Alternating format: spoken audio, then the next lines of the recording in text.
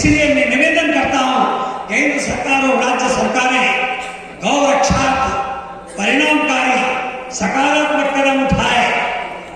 4 गौ सेवा आयोग के बैठे हैं और वल्लभ भाई के साथ तो मैंने काम किया कैटल का राष्ट्रीय गौरक्षा आयोग में, वो अध्यक्ष थे, मैं उसमें मेंबर था।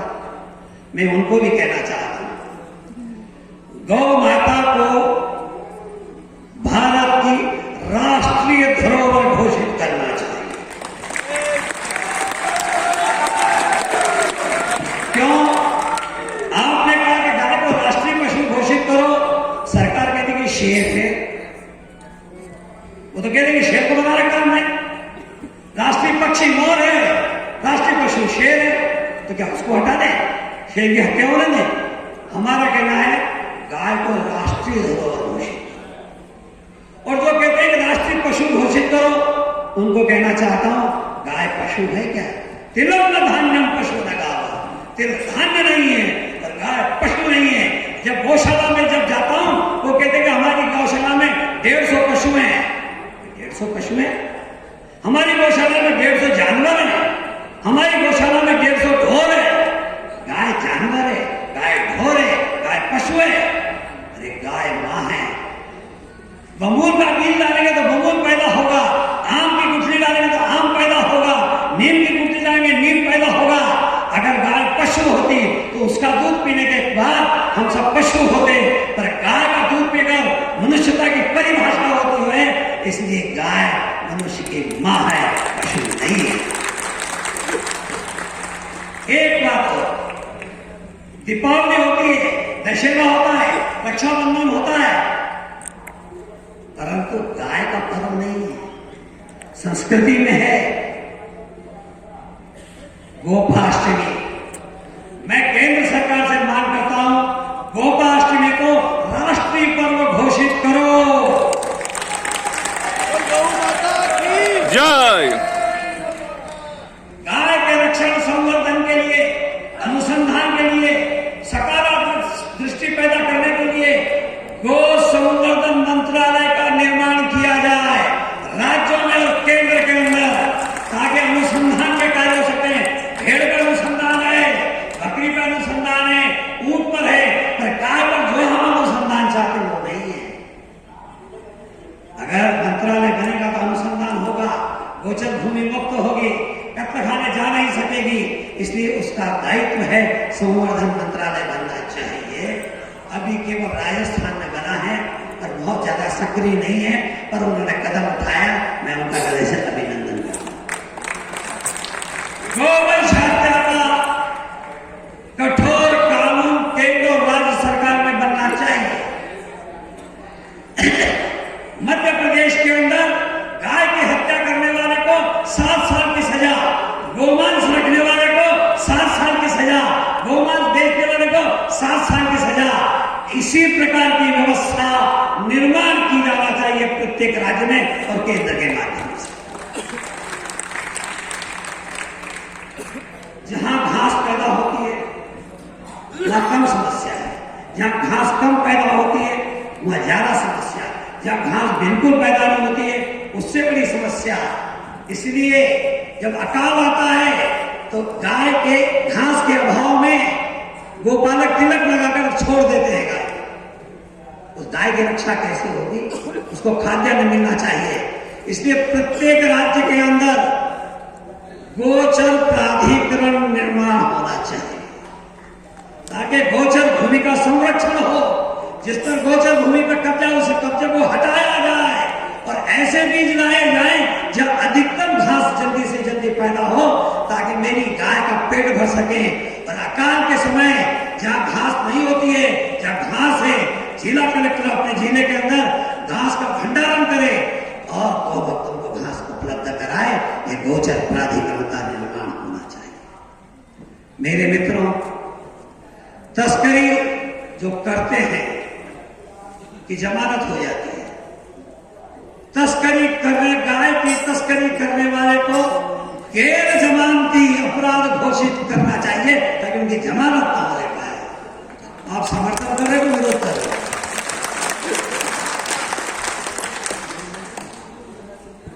प्रत्येक राज्य में जहां भूमि है, जल की व्यवस्था है, वहां पर गो अभयारण्य का निर्माण किया जाए।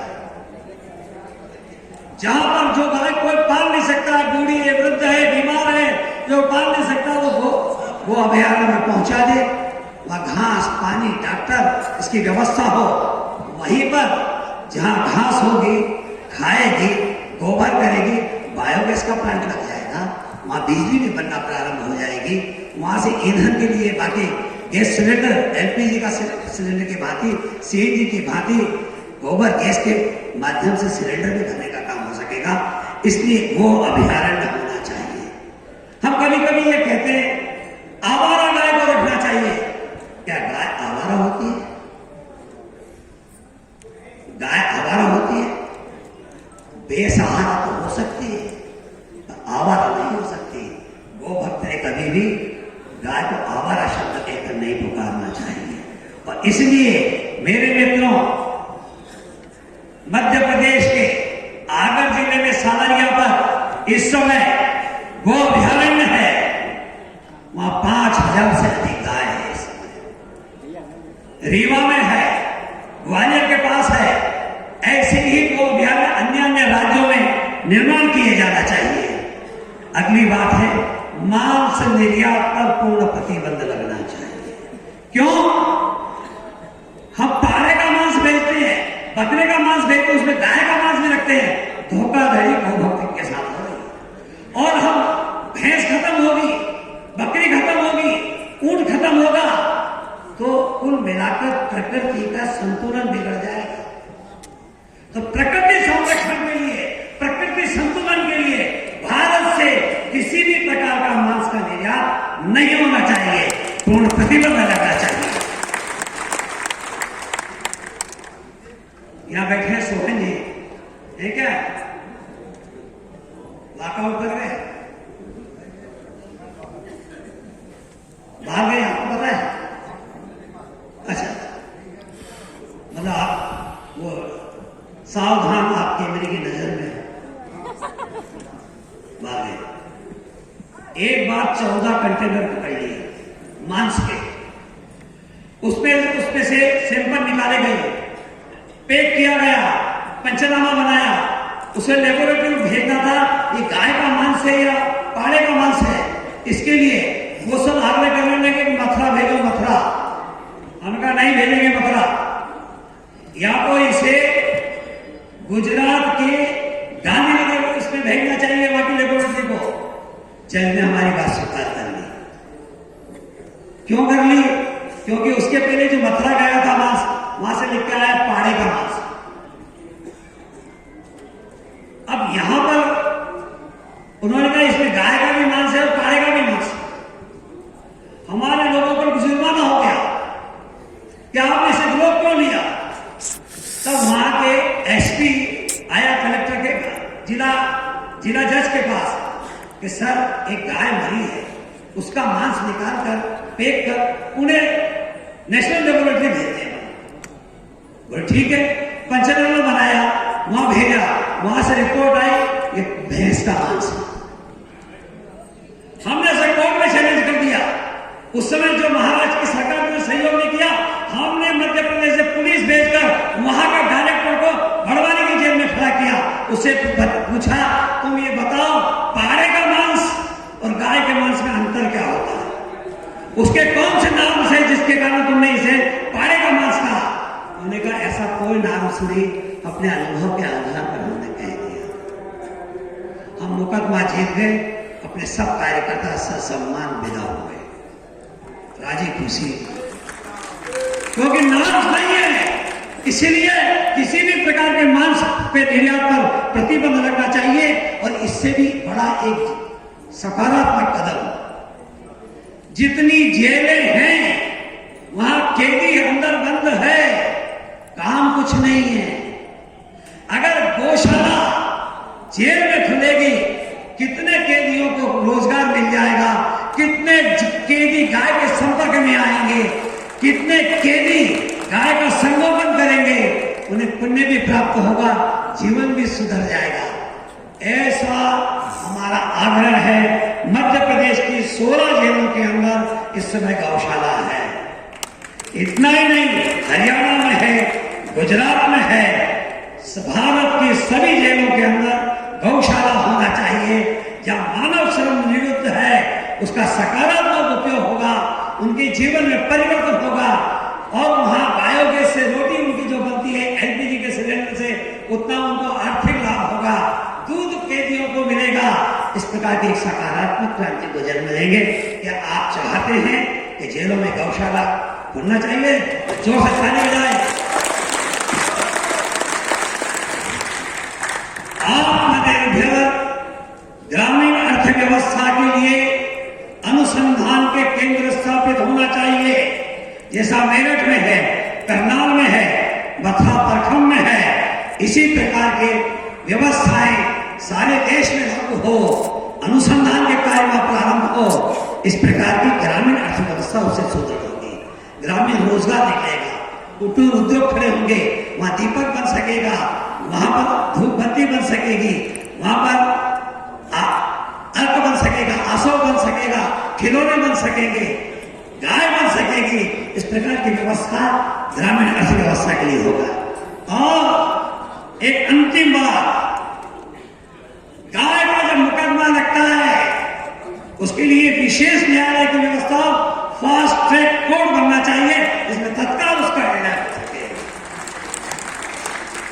मेरे मित्रों, हम सरकार से ये मांग करते हैं, इसका प्रस्ताव अभी आया, जो विधि विशेषज्ञ हैं शशांक शेखर, वो इस प्रस्ताव को आपके सामने रखेंगे। पुरजोर आवाज के साथ उसे पारित कीजिए और इतनी जोर से होकार कीजिए कि दिल्ली में और राज्य में बैठे हुए प्रतिनिधि सुन लें कि अब तक तो राम जन्मभूमि पर हम खम्भ ठोक रहे थे, अब गाय के लिए खम्भ ठोकेगा वो भक्त, तो विजयी होकर ही आएगा।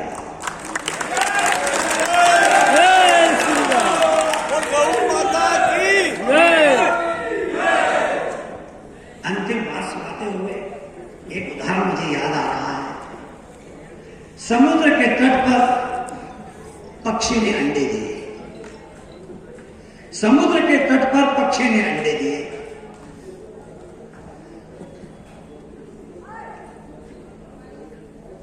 अरे जी खत्म करोगे? खत्म करो ना, ये उदाहरण सुनने का खत्म करो। अच्छा भाई, संचालक वहां पहुंचा, किसी का भी समय हो गया है, वो दो ही लोगों को पता होता है, या तो यमराज को या संचालक। वो चिट्ठी भेजे, कुर्ता खींचे, उसके पहले अपनी बात पूरी कर देना चाहिए। नहीं तो मुझे चिट्ठी भेजेंगे, आपका समय हो चुका है। मेरे मित्रों, समुद्र के तट पर पक्षी ने अंडे दिए, पक्षी प्रसन्न था, ठंडी ठंडी लहरें और समुद्र तट पर आने वाले यात्री खाते थे, कुछ छोड़ते थे, उसे पक्षी का पेट भर जाता था। एक दिन समुद्र को मस्ती सूझी, उसने अपनी लहरों को अंडों के पास पहुंचाया और अंडे को बहा ले गया। पक्षी ने देखा मेरे अंडे भी थे, ये कहां गए? ये समुद्र ले गया है। पक्षी ने अंडे से विनय की, हे समुद्र देवता, अंडे लौटा दो। समुद्र कुछ नहीं बोला। फिर कहा, हे रत्नाकर, तुझे क्या कमी है? तू रत्नों का सागर है, मेरे अंडे लौटा दे। नहीं बोला। तीसरी बार में पक्षी का स्वाभिमान जागृत हो गया। पक्षी का, हे समुद्र, अंडे लौटा दे। नहीं लौटाया, मैं तुझे सुखा दूंगा। तब समुद्र ने गर्जना की, क्या तू मुझे सुखा देगा? मैं कितना गहरा हूं, कितना विशाल हूं, कहां सुखा दूंगा? चोंच भरना, बाहर पानी फेंकना, चोंच भरना, बाहर पानी फेंकना, ये क्रम प्रारंभ हुआ। पक्षी ने पूछा, भैया क्या कर रहे हो? समुद्र को सुखा रहा हूं। तुम समुद्र सुखा सकते हो? मैंने कहा, सलाह नहीं, सहयोग चाहिए। सलाह नहीं, सहयोग चाहिए। पक्षी ने कहा, सहयोग तुम्हारी मेरी जाति है, पानी की जरूरत नहीं है, क्यों पानी फेंकोगे? तुझे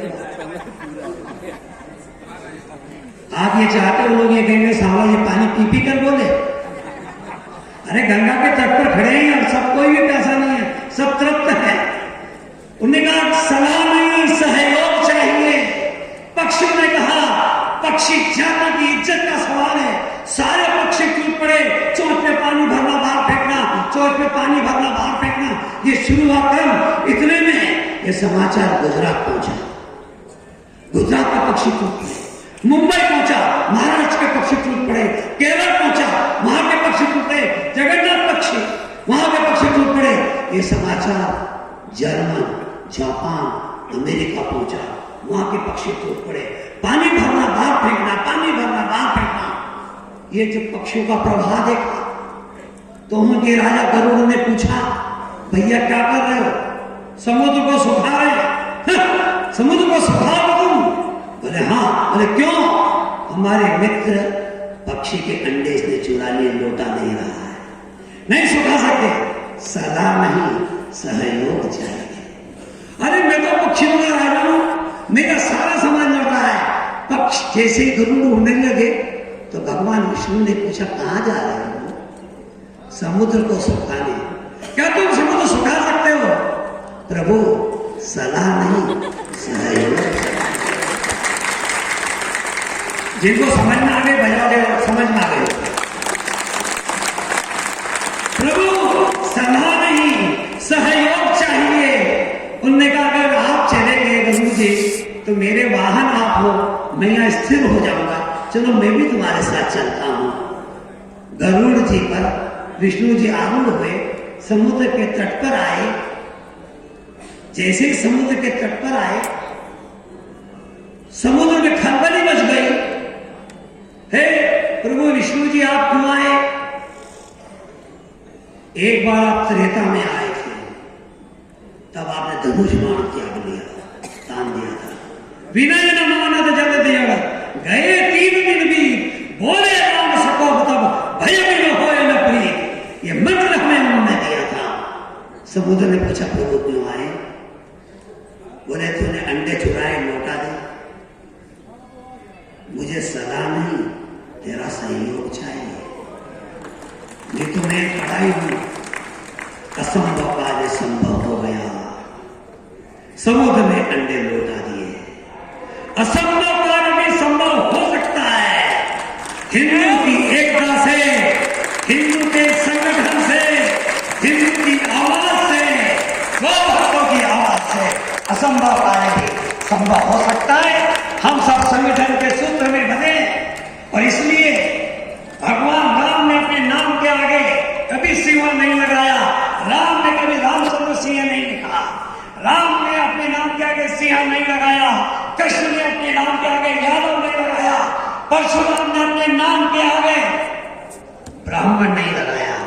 भगवान महावीर ने अपने नाम के आगे जैन नहीं लगाया। इन सब का परिचय भारत की धरती का हिंदू एकता का परिचय है। वही हमारा मंत्र है और इसीलिए इस बात पर विचार करना चाहिए। मिट्टी में एकता आई तो ईंट बन गई, मिट्टी में एकता आई तो ईंट बन गई, ईंटों में एकता आई तो घर बन गया। मिट्टी में एकता आई तो ईंट बन गई, ईंटों में एकता आई तो घर बन गया, घर में एकता आई तो घर स्वर्ग बन गया। और घर में जब फूट हो गई तो घर खंडहर बन गया। इसी उत्तर प्रदेश से जो नारा निकला है, बटोगे तो एक रहोगे तो, हम सब एक होकर इस पावन कार्य में लगे। निश्चित रूप से विजय हमारी हो गई। इस धरती पर शतघूण मिटे, गौरी गजनी अवतारी। इस धरती पर शतघूण मिटे, गौरी गजनी अवतारी। पश्चिम की लहरें लोग चली, ले ले अपनी झोली खाली। दानव का भर भर सब धरती उधर समाएगी। पतवार चलाते जाएं, मंजिल आएगी, मंजिल आएगी।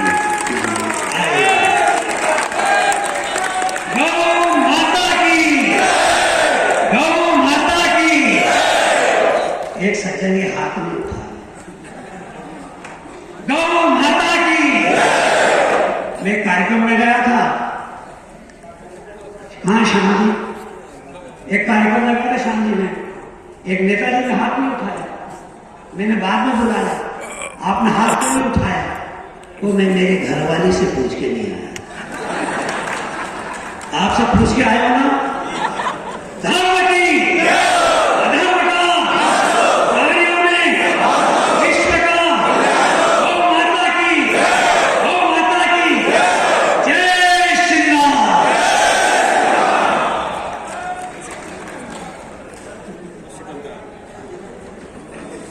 बहुत बहुत धन्यवाद हमारे मुख्यमंत्री जी। मेरा बहुत पुराना परिचय है इनसे, इसलिए आत्मीय प्यार भी बहुत करते हैं। तो मैं प्रस्तावना के लिए श्रीमान शशांक शेखर जी, क्योंकि जो प्रस्ताव, क्योंकि प्रत्येक अधिवेशन में हमारी बैठकों में प्रस्ताव पढ़ा जाता है, वो प्रस्ताव के लिए मैं श्रीमान शशांक शेखर जी को विनती करूंगा, जो हमारे अखिल भारतीय कम्युनिटी प्रदेश। आदरणीय मंच और सभा में उपस्थित सभी गौभक्त बंधुओं, मैं एक पुराने प्रसंग के साथ प्रस्ताव का औपचारिक पाठ कर देता हूँ। इसी संगम के तट पर कालांतर में एक गोभक्त थे स्वामी हासानंद जी। तो वो मुख में कालिक लपेटकर संगम में आए हुए थे स्नान करने, जैसे गोभक्त आए हुए। आदरणीय मदन मोहन मालवीय की उन पर दृष्टि पड़ी। उन्होंने कहा, स्वामी जी आपने क्या हाल बना रखा है? उन्होंने कहा कि भारत भूमि से जब तक गो हत्या का कलंक नहीं मिटेगा, मैं अपने मुंह पर कालिक लपेटे रहूंगा। और उस समय उन्होंने संकल्प लिया था, आदरणीय मदन मोहन मालवीय जी ने, और उस समय आदरणीय मदन मोहन मालवीय जी ने और तमाम गोभक्तों ने संकल्प लिया था कि भारत से गो हत्या का कलंक समाप्त करेंगे। कहा जाता है कि इस पावन धरा पर जो संकल्प किया जाता है वह पूर्ण होता है। सौभाग्य है कि हमारे बीच सरकार के अंग भी मौजूद हैं, आप सभी गोभक्त मौजूद हैं। यह पावन धरती भी है, संगम का पवित्र बालू भी है, इस पर हम लोग बैठे हैं और गौ हत्या का रोकने का संकल्प लेकर के आए हुए हैं। भारत कृषि प्रधान देश है और गोधन इसकी आत्मा है। गो संरक्षण एवं गो संवर्धन केवल धार्मिक आस्था का विषय नहीं है, बल्कि यह देश की अर्थव्यवस्था, पर्यावरण संतुलन, जैव विविधता, जैविक कृषि और सांस्कृतिक विरासत के लिए भी अत्यंत महत्वपूर्ण है। भारत की सनातन संस्कृति में गो माता को माता का स्थान प्राप्त है और उनके संरक्षण से ही देश की सामाजिक, आर्थिक और आध्यात्मिक उन्नति संभव है।